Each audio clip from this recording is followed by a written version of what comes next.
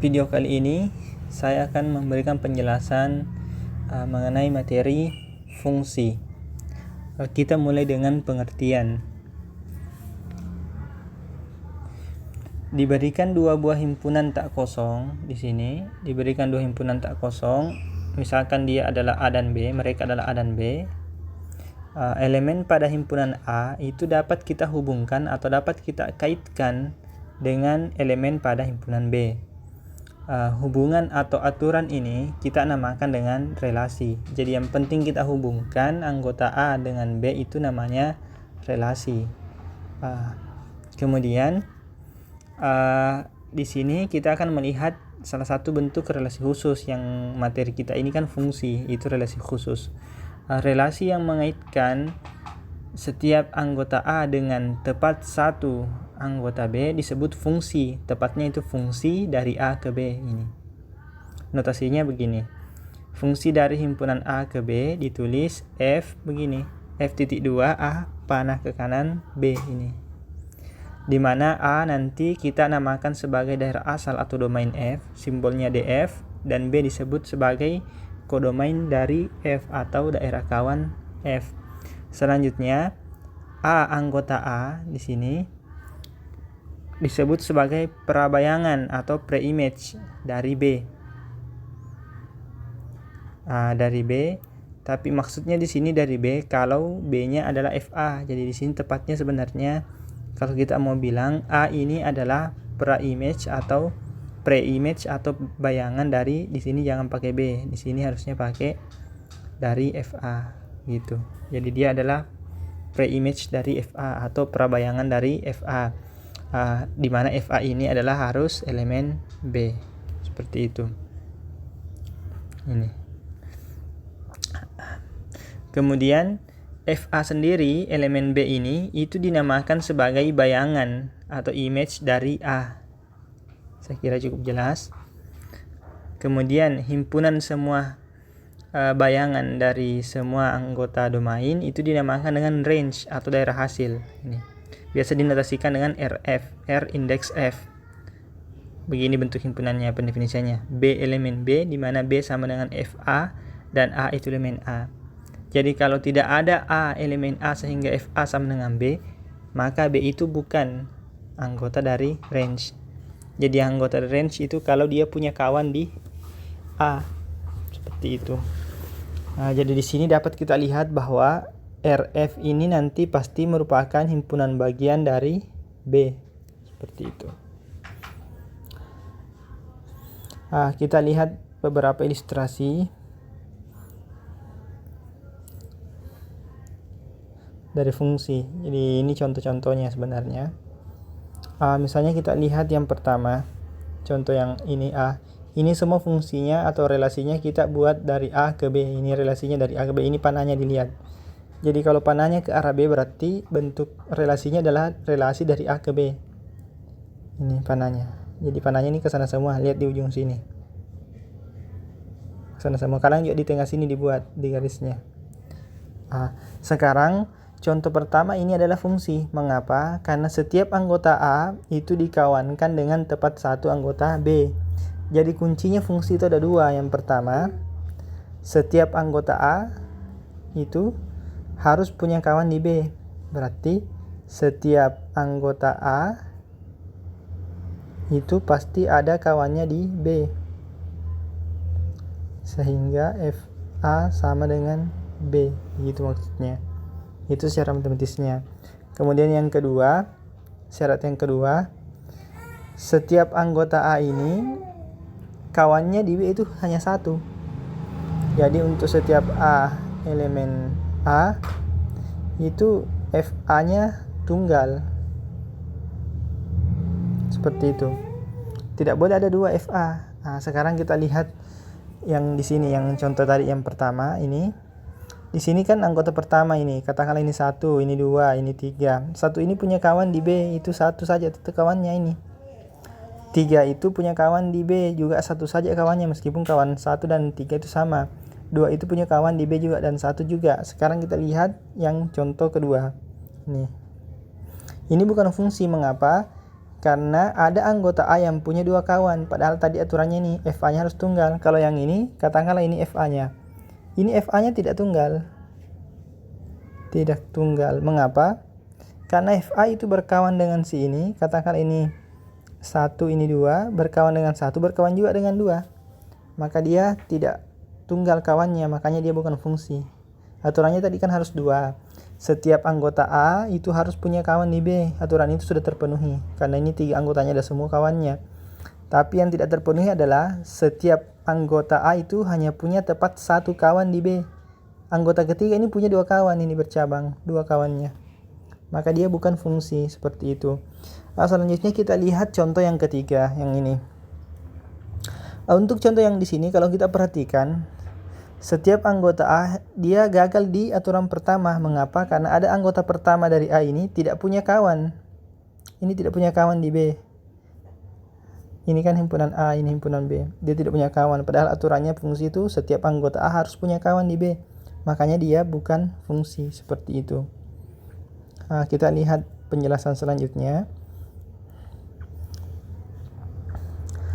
Di sini seperti yang tadi saya katakan, bahwa 2 kuncinya. Yang pertama, setiap anggota A harus punya kawan. Ini dikatakan di sini habis terkait dengan anggota B. Jadi semua yang ada di A harus punya kawan di B. Kalau kita bicara fungsinya dari A ke B, jadi perhatikan juga fungsinya dikatakan di mana. Apakah dia dikatakan dari A ke B atau dari B ke A, itu maknanya berbeda. Jadi kalau dikatakan fungsinya dari A ke B, maka aturannya itu setiap anggota A itu harus punya kawan atau harus punya hubungan dengan anggota B. Tidak boleh ada yang bersisa tidak punya hubungan. Seperti contoh yang terakhir tadi ini, anggota pertama kan tidak ada kawannya di B, makanya dia bukan fungsi. Kemudian aturan kedua, tidak boleh membentuk cabang. Artinya yang tidak boleh membentuk cabang adalah di anggota domain. Cabang kan maksudnya berarti ada anggota domain yang punya lebih dari 1 kawan. Ini tadi terjadi di contoh kedua. Ini yang ketiga ini anggota ketiga ini punya 2 kawan. Padahal aturannya fungsi itu tidak boleh lebih dari 1 kawan. Anggota domain itu tidak boleh punya lebih dari 1 kawan. Kemudian itulah yang dibahasakan oleh penulis di sini, bahwa tidak boleh membentuk cabang. Jadi ini, kalau kita gambar secara diagram begini, diagram panah, ini tidak boleh membentuk cabang. Itu maksudnya. Kita lihat contoh. Misalnya kita diberikan himpunan A sama dengan X, Y, Z, dan himpunan B 1 dan 2. Jelas kita sudah punya 2 himpunan yang keduanya tidak kosong. Tadi kan aturannya tidak boleh kosong. Kemudian didefinisikan fungsi. Ini notasi fungsi dari A ke B sebagai berikut. X kita kawankan dengan 1, Y kita kawankan dengan 2, Z kita kawankan dengan 1. Atau Fx sama dengan 1, Fy sama dengan 2, ini notasi lainnya. Kemudian Fz sama dengan 1. Dari contoh di atas, kita dapat melihat bahwa bayangan atau image dari X, image atau bayangan dari X itu adalah 1 ini. Dan X ini adalah pre-image atau prabayangan dari 1. Jadi anggota domain itu dikatakan pre-image, sedangkan anggota daerah hasil atau anggota range itu kita katakan sebagai image. Kita lihat yang kedua. Image dari Y atau bayangan dari Y ini, cari temannya Y di B. Bayangan dari Y adalah 2, karena Y berkawan kedua. Ini Fy kan sama dengan 2, maka Y ini dikatakan sebagai pre-image dari 2, sedangkan 2 ini dikatakan sebagai bayangan dari atau image dari Y, seperti itu. Begitu juga dengan Z. Image atau bayangan dari Z, bayangan Z adalah 1. Kita juga bisa katakan prabayangan atau pre-image dari 1 adalah Z, seperti itu. Saya kira cukup jelas. Dari hasil ini kita juga peroleh bahwa range dari F adalah 1 dan 2, 1,2, yang tidak lain merupakan B sendiri, seperti itu. Saya kira cukup jelas untuk yang ininya.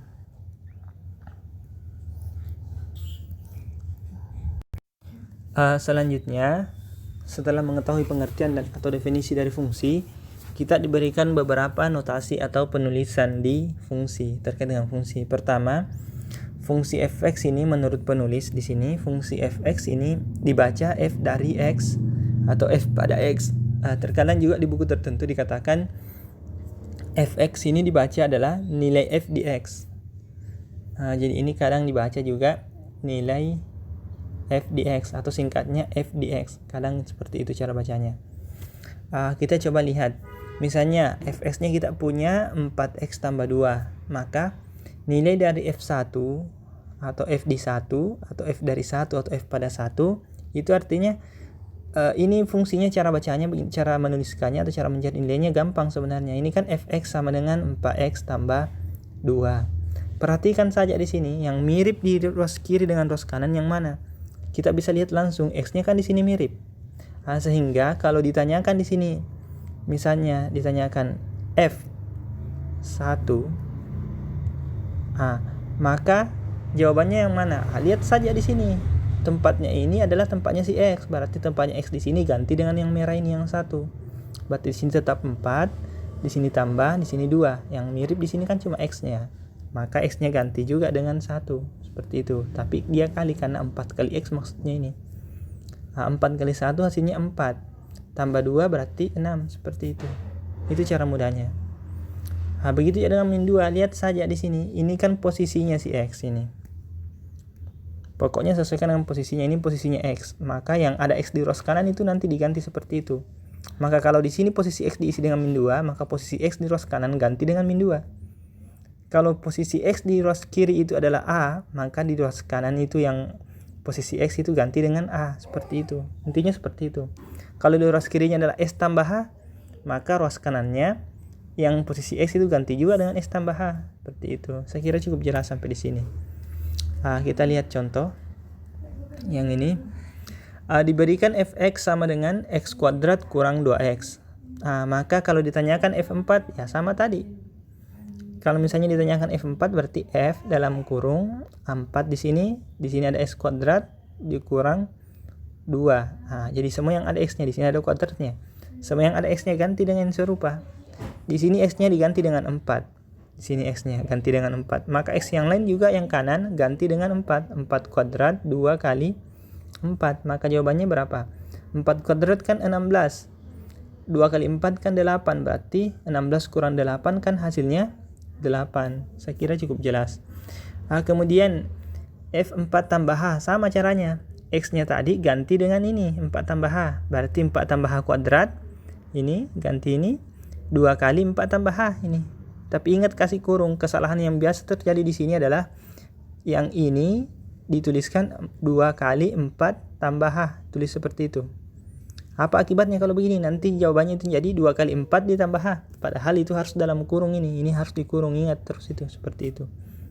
Karena di sini kan 2 kali x. Jadi apapun x-nya itu ganti dengan yang digantikan di depannya.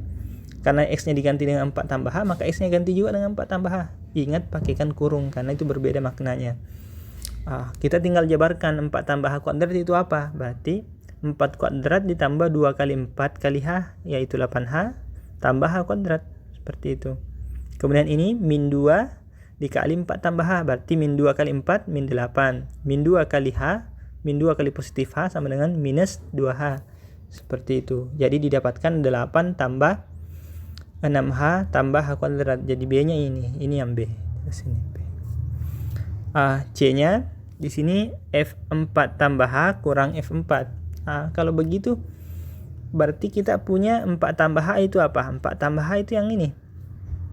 Ya, cara kerjanya F4 tambah H seperti ini. Dapat nanti yang ini. Kemudian F4 itu yang mana? Kurang F4. F4-nya 8 berarti kurang 8. Dapat yang ini. Saya kira cukup jelas. Kemudian kalau per H ya, berarti hasil tadi kasih saja per H ini. Berarti dapat 6 tambah H. Seperti itu. Contoh yang lainnya, yang ini di bawahnya. Kalau misalnya kita punya fx, x kurang 3, tentukan nilai x jika. Jadi di sini yang dicari adalah pre-image-nya atau prabayangannya dari 7 misalnya. Jadi kita punya fx-nya sama dengan 7. Dicari pre-image-nya. Berarti tulis saja seperti ini. Fx sama dengan 7. Fx itu apa? Fx itu adalah x kurang 3. Berarti x kurang 3 sama dengan 7. Berarti Tambahkan kedua ras dengan 3, didapatkan X sama dengan 7 tambah 3, berarti X sama dengan 10. Jadi pre-image atau prabayangan dari 7 adalah 10. Ini. Contoh 2. Contoh bagian kedua. Fx sama dengan minus 2. Berarti fx-nya ganti kembali dengan ini, definisinya, pendefinisiannya. X kurang 3. Kemudian X kurang 3 berarti sama dengan min 2. Ini. Kedua ros ditambahkan dengan 3, didapatkan X sama dengan min 2 tambah 3 atau X sama dengan 1. Berarti 1 ini adalah pre-image dari minus 2. Seperti itu. Begitu juga dengan ini 1/2, caranya sama. Dapat nanti pre-image dari 1/2 adalah 7/2. Seperti itu. Baik, bagian selanjutnya adalah grafik dari fungsi.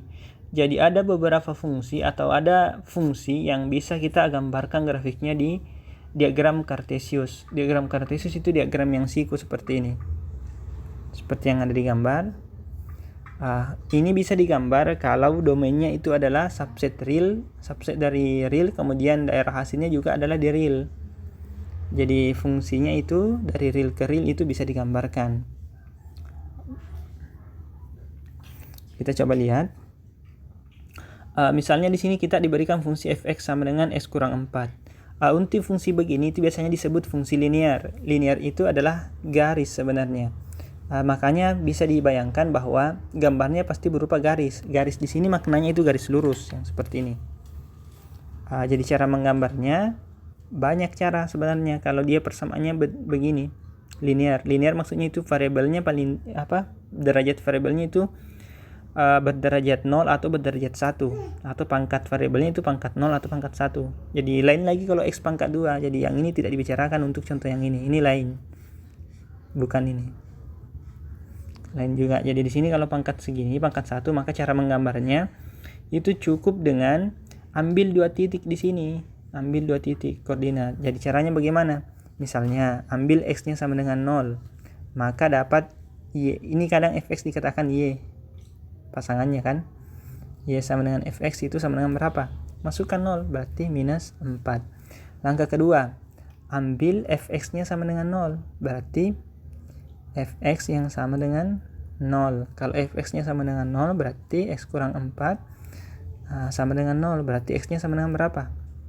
Berarti x-nya sama dengan 4. Kalau begitu, kita sudah punya 2 koordinat, atau kadang begini kalau mau mudah, kadang ditulis begini, di sini x, di sini y. Kalau x-nya 0, y-nya berapa? X-nya 0 berarti y-nya minus 4.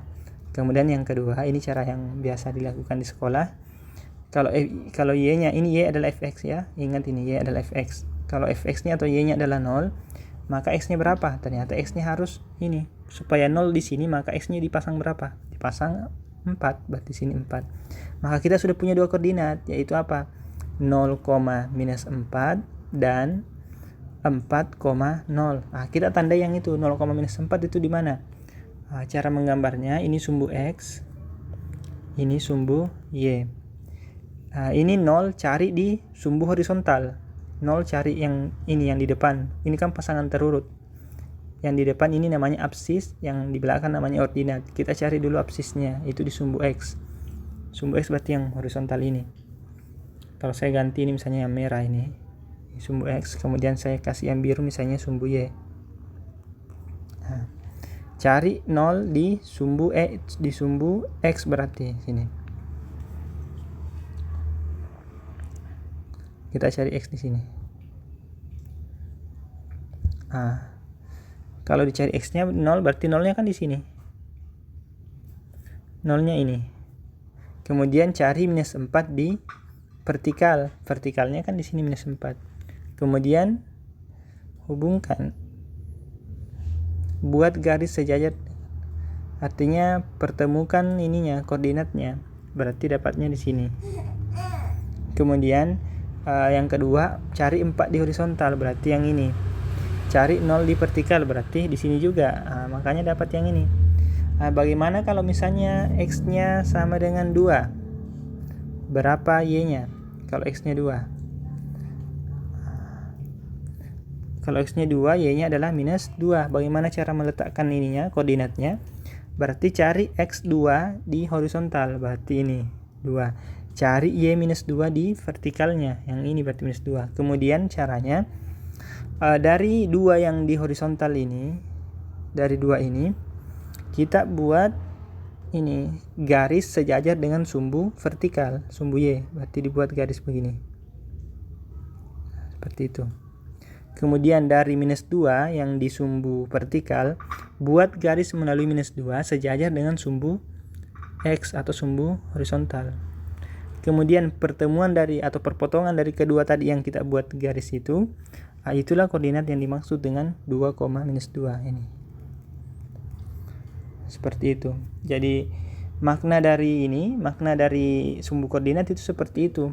Atau makna dari garis ini adalah tempat kedudukan semua koordinat titik yang ada di fx sama dengan x kurang 4. Seperti itu.